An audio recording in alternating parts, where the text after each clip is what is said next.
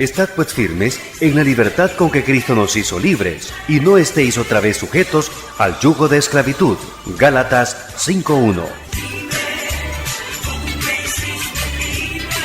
La Iglesia Bautista El Dorado tiene el honor de presentar Palabras de Libertad en labios del pastor Ricardo Fernández. Estimados hermanos, estamos en tiempo de pandemia y de coronavirus y los mensajes tienen que ser directos, concisos, precisos. No podemos darle mucha vuelta y hay que predicar porque ya el Señor viene y dar instrucciones bien claras. Y ahora es tiempo de obediencia al Señor, tiempo de sujetarse a su mandato. Hágase tu voluntad, Señor, y venga a tu reino. Y quiero tocar un tema muy importante en estos tiempos finales, que el afán, hermano, es pecado. Es un pecado de no confianza o de desconfianza en la provisión del Señor. Es un pecado que al Señor no le gusta por el hecho de que Él es un Padre Celestial responsable que está cuidado de sus hijos. En estos tiempos de pandemia hay muchos asustados, no solamente por contraer el virus, sino también qué va a haber para mañana. Las empresas van a quebrar, perderé mi empleo si es que no lo perdiste ya. ¿Qué va a pasar si aumenta la delincuencia? Y hay una serie de temores multiplicados. El perfecto amor echa fuera el temor y el Señor quiere, en este caso, en cuanto en el aspecto económico, que Él va a proveer. Ahora mismo lo que hay es una serie de sustos y de situaciones de alarma en la familia, que eso se traspasa. Y además, otra vez quiero decir, el pecado de afán es un pecado de desconfianza, de incredulidad en la provisión del Señor. Y eso me recuerda que durante la Segunda Guerra Mundial, ya terminada la Segunda Guerra Mundial, hubo muchos niños desamparados sin sus padres, buscando comida en los escombros, tratando de sobrevivir por sí mismos. Los padres murieron, no sabían dónde estaban.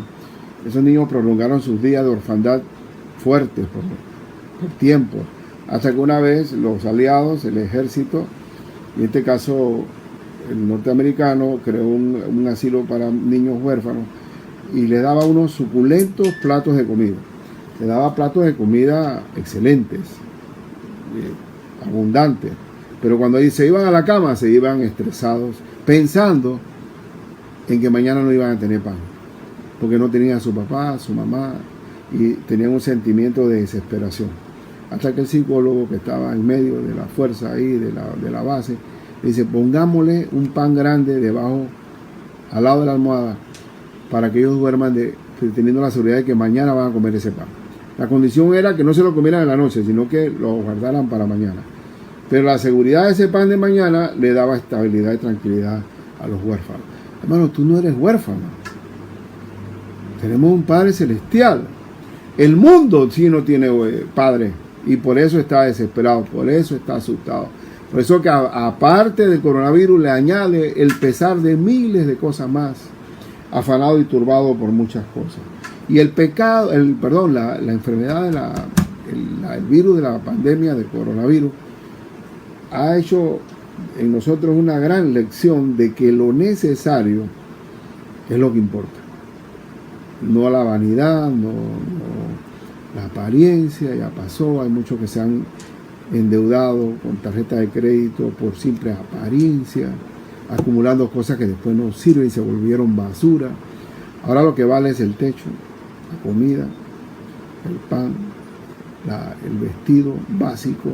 Yo básicamente cuando salgo a la calle, en mi horario que me toca, lavo la misma ropa que me puse y vuelvo y me la pongo después. Ya me importa un comino, la apariencia. Ahí lo que vale es sencillamente, lo importante es tener la mochila liviana y lo básico, el pan nuestro de cada día. Entonces, mientras que haya techo, comida, que haya abrigo, que tengamos agua, luz eléctrica, imagínense cómo estamos nosotros.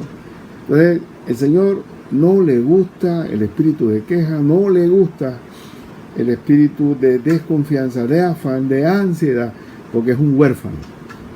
Y usted no es huérfano, así que a usted lo que le falta es más oración, más dependencia en el Señor. Y eso es lo que vamos a hablar ahora mismo. Que la vanidad que traíamos en nuestro mundo, en situaciones normales, ahora se ha convertido en susto. Y vamos a recalcar que el afán es desconfianza en el sustento de nuestro Padre Celestial. 2 puntos nada más. En primer lugar, hermano, tu Padre proveerá. Tu Padre proveerá.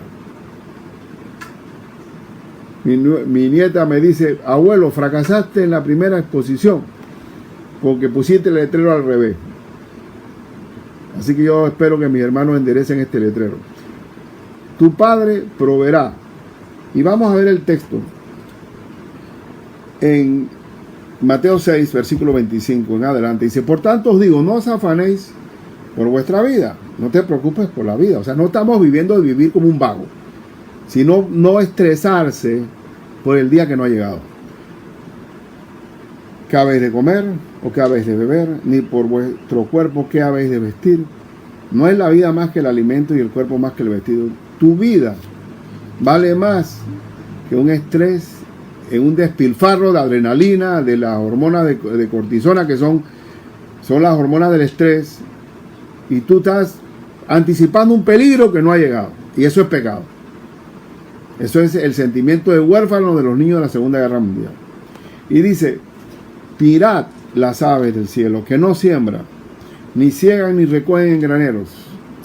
Los pájaros no hacen supermercados, no tienen despensa, y vuestro Padre Celestial las alimenta todos los días. ¿No valéis vosotros mucho más que ellas? Y qué bueno que en este tiempo de pandemia se han multiplicado las aves. Ahí en mi ventana hay un trinar de aves increíble. Y si ellos cantan, yo canto más. Porque Dios las mantiene. Y cuando yo mi papá era un hombre bastante severo en cuanto a su forma de regañar. Y uno de los insultos más grandes que daba mi papá era, tú tienes cerebro de pájaro. Porque los pájaros tienen un cerebro chiquitito, hermano. Son bien tontos. Ahí en la iglesia a veces entran pájaros y quieren salir por la ventana de vidrio. Y se golpean y se golpean y se golpean hasta que quedan aturdidos. Y tenemos que sacarlo nosotros. Un cerebro de pájaro. Pero sin embargo Dios los alimenta. Los pájaros no tienen estrés, no están puestos ellos no están en una rama meditando, preocupados por el día de mañana. No, para nada. Ellos comen todos los días. Y además no deben comer mucho porque si no vuelan. Y las gallinas que no vuelan, allá en el campamento tenemos gallinas y patos, todos los días comen, y comen bichitos, lombrices, gusanos. En verdad que esas sí son gallinas orgánicas. Y ellas comen todos los días, y Dios las mantiene. No valéis vosotros más que estas aves, no vales tú más que un pájaro, hermano. Y Dios alimenta. Y ahí dice, mira que y vuestro Padre las alimenta. Es decir, las que alimenta a la creación es nuestro Padre Celestial. Y nosotros somos sus hijos.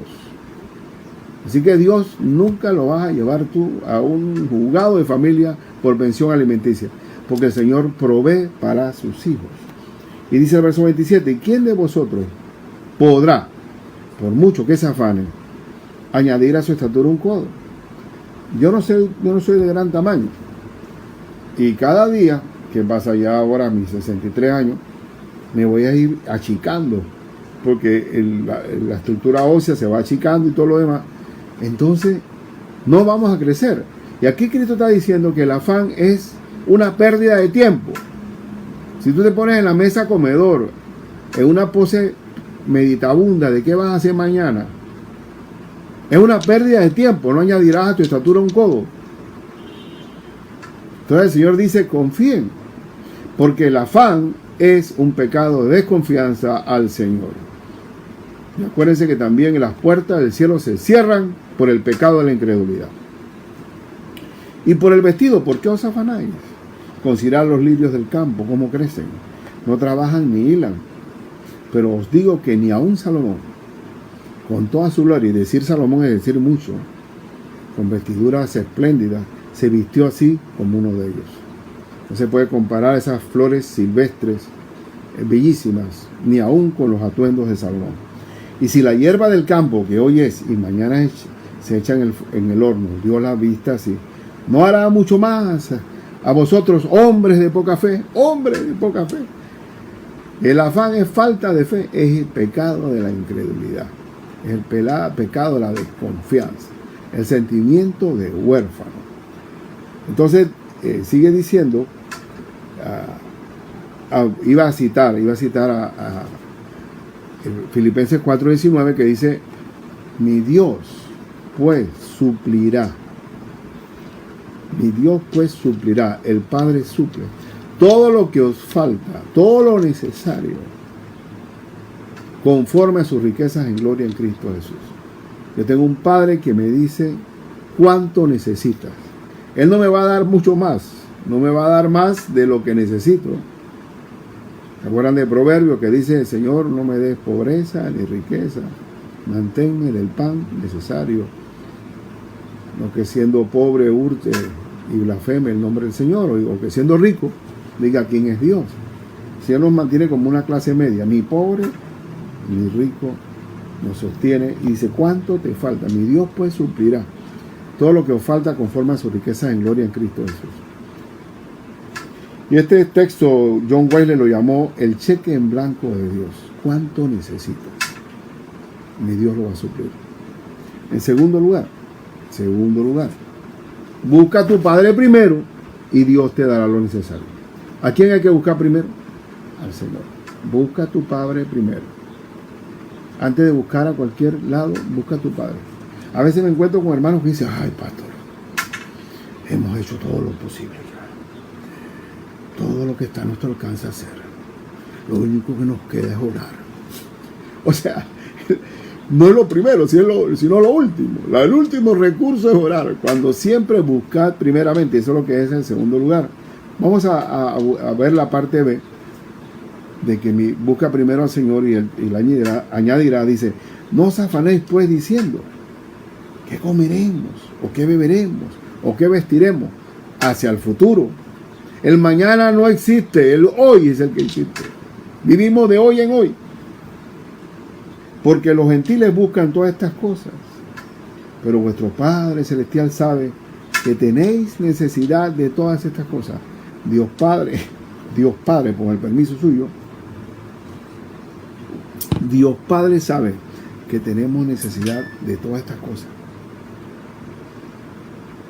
El pan, del techo, de la ropa, del agua, de la electricidad. Dios Padre sabe eso. Entonces dice: más buscad, primero busca a tu Padre, más buscad primeramente el reino de Dios y su justicia. ¿A quién se busca primero? Dios Padre. Y todas estas cosas os serán añadidas. Y uno dirá: bueno, si el Padre sabe que tengo necesidad, ¿para qué tengo que pedirle? Oye, qué cosa. ¿Tú te gustaría tener un hijo que no habla contigo, sino que tú tienes que prácticamente no conversas? Dios también hace que seamos débiles para aprender a depender de Dios. Bástate mi gracia, porque mi poder se perfecciona en tu debilidad. Gracias a las necesidades, en gran medida, nosotros buscamos a Dios. Si todo fuera espléndido, hermano, como ha pasado, y este tiempo de coronavirus es un campanazo para despertar nuestra vida espiritual, porque ahora estamos débiles, somos vulnerables. Este es el tiempo de buscar primeramente a Dios y su justicia, y Él, en su espléndida paternidad, nos dará lo que necesitamos. Y el verso final dice: así que no os afanéis por el día de mañana, porque el día de mañana traerá su afán. No te afanes por el día que no ha llegado. Espera tu día que llegue, porque basta cada día su propio mal. Cada día enfrentamos las necesidades con la ayuda del Señor. Tenemos un Dios que suple, un Dios que da. Dios proveerá, y búscalo al primero. Esos son los dos únicos puntos que quiero decir. Ahora, quiero dar un ejemplo de provisión de Dios interesante, maravilloso, en tiempos de sequía. No hemos llegado a los 40 días para decir que estamos en cuarentena, porque las cuarentenas son 40. Algunos están en 30. Pero ¿qué le parece si usted estuviera viviendo una sequía de 3 años y medio, donde no hay alimento, no hay pan, hay pobreza y hambruna, y Dios provee? Vamos a ver en 1 Reyes 17 el caso de Elías. Entonces Elías Tisbita, que era de los moradores de Galat, dijo a Acab, a este rey malvado: vive Jehová Dios de Israel, en cuya presencia estoy, que no habrá lluvia ni rocío en estos años, sino por mi palabra. Santiago dice que Elías era un hombre sujeto a pasiones iguales a las nuestras, era un hombre igual común y corriente como tú y yo, y oró para que no lloviera, y no llovió por 3 años y medio, como una maldición y un juicio contra Israel. Y vino a él palabra de Jehová diciendo: apártate de aquí, vuélvete al oriente y escóndete en el arroyo de Queriel, que está frente al Jordán. Beberás del arroyo, y yo he mandado a los cuervos que te den allí de comer. Wow. Los cuervos, hermano. Los cuervos, que es un animal, aquí nosotros tenemos un derivado del cuervo que se llama el talingo, y los changos, que son de la familia del cuervo. Cuando era niño, teníamos lo que llamábamos los biombos, que eran las ondas. Y los padres, para evitar que nosotros le tiráramos piedras a los talingos, nos decían que se rompían las ligas. Y no era eso, sino que los cuervos iban a brincarnos, porque ellos son ofensivos cuando uno pasa por debajo de un nido. Gracias a Dios que nunca maté un pájaro, gracias al Señor Jesucristo. Tiré bastante, pero fallé, gracias a Dios, gracias al Señor. Ahora con Cristo adoro la creación del Señor. Pero los cuervos son animales rebeldes, animales golosos, solitarios, nocturnos. Inclusive un poeta americano, Edgar Allan Poe, escribió un poema sobre el cuervo. Y sin embargo Dios usó a los cuervos para alimentar a su profeta. Impresionante. Usar un animal indómito para llevarle comida a su siervo. Y veamos el texto. Y yo he mandado a los cuervos que te den allí de comer. Y él fue e hizo conforme a la palabra de Jehová. Pues se fue y vivió junto al arroyo de Queriel, que está frente al Jordán. Y los cuervos le traían pan y carne por la mañana y pan y carne por la tarde, y bebía del arroyo. Y Dios utilizó a los cuervos. Cuando el Señor quiere mantener a sus hijos, hasta manda a los cuervos de mesero. ¿Y quién dijo miedo? ¿Dónde está el afán? No va a faltar nada en tu mesa, hermano. El pan nuestro de cada día, dánoslo hoy, Señor, aún en tiempo de pandemia. Y aún cuando se extienda el término, tú eres mi Dios celestial, que aún a los cuervos tú utilizas. Y más adelante Elías dice que pasado algunos días se secó el arroyo porque no había llovido sobre la tierra. Y Elías se fue a hospedar en una casa de una viuda. Y veamos el texto, dice: y vino luego a él palabra de Jehová diciendo: levántate, vete a Sarepta de Sidón y mora allí. He aquí, yo he dado orden allí a una mujer viuda, desamparada, sin marido, que te sustente. Y esta viuda era pobre. Entonces él se levantó y se fue a Sarepta. Y cuando llegó a la puerta de la ciudad, he aquí una mujer viuda que estaba allí recogiendo leña. Y él la llamó y le dijo: te ruego que me traigas un poco de agua en un vaso para que beba. Y yendo ella para traérsela, él la volvió a llamar y le dijo: te ruego que me traigas también un bocado de pan en tu mano. Y ella respondió: vive Jehová, tu Dios, que no tengo pan cocido, solamente un puñado de harina tengo en la tinaja y un poco de aceite en una vasija. Y ahora recogía 2 leños para entrar y prepararlo para mí y para mi hijo, para que lo comamos y nos dejemos morir. Era la última ración mínima para su mamá, la mamá y el hijo. Elías le dijo: no tengas temor. Ve, haz como has dicho, pero hazme a mí primero de ello una pequeña torta cocida debajo de la ceniza y tráemela. Y después harás para ti y para tu hijo. Busca primero el reino de Dios. Mi ofrenda para mi Señor.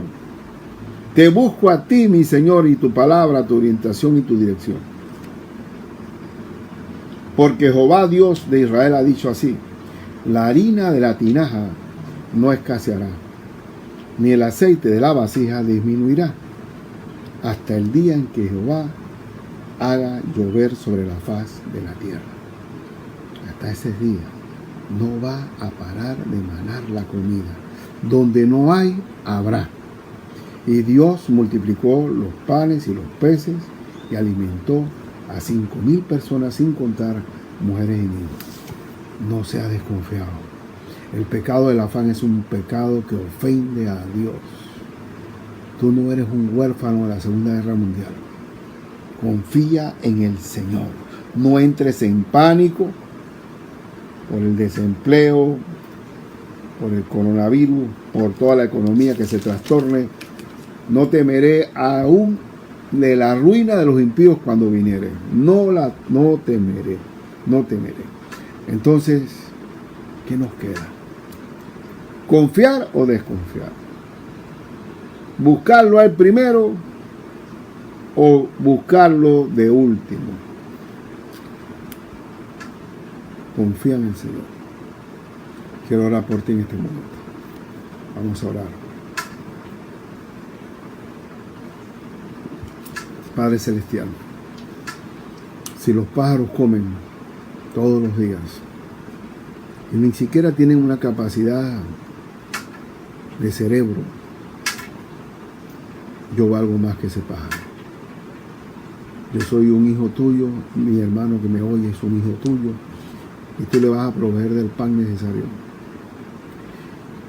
Y lo que debemos hacer siempre es buscarte a ti primero. Tú no eres la última alternativa, eres la primera. Y tú vas a añadir lo que falta, Señor. Y no va a faltar nada, Señor. Provee para la mesa de mis hermanos. Provee para la casa. Que no falte absolutamente nada en la despensa de mis hermanos. Y que no vivan asustados como huérfanos o como viudas. La harina de la tinaja no va a escasear, ni el aceite tampoco va a disminuir. Siempre va a haber comida. Y sobre todo en estos tiempos, en el cual tú nos has enseñado que lo que es necesario es lo que tú vas a suministrar. Antes vivíamos, sin coronavirus, comprando lo innecesario, endeudándonos en lo innecesario. Y ahora vale lo necesario. Y tú lo vas a añadir cuando te busquemos a ti primero, Señor. Provee del pan necesario y que vivamos dichosos como hijos tuyos, teniendo un Padre magnífico. Y suministrarlo solamente a nosotros, sino que también que compartamos con aquel que está necesitado, si está a nuestro alcance hacerlo.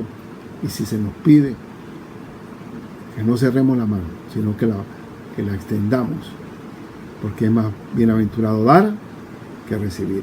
En el nombre de Jesús, amén.